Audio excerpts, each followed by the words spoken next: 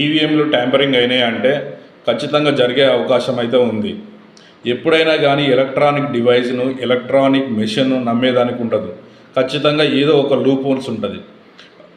Machines stand alone machines కదా ఈవీఎంలు, wifi లేదు కదా, ఇంటర్నెట్ లేదు కదా, ల్యాన్ లేదు కదా, ఎలా ట్యాంపరింగ్ ఎలా యాక్ట్ చేస్తారు అనేది కొంతమంది వాదన.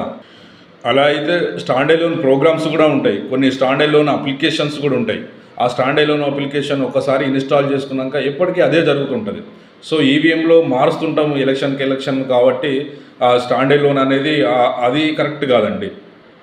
మ్యానుఫ్యాక్చర్ కంపెనీలు ఏందండి పెద్ద పెద్దోళ్ళ ఉన్నోళ్ళ చేతిలో ఉంటాయి. ఈవీఎం ఇప్పుడు మన దగ్గర ఈసీఎల్ ఉన్నది. ఏ గవర్నమెంట్ వారు పెద్దోళ్ళు ఉంటే వాళ్ళు చెప్తే వినాలి. అంటే అధికారులందరూ ఒక పార్టీకి అనుకూలంగా చేయరనేది అయితే ఆ ఫ్రాడ్ జరగదని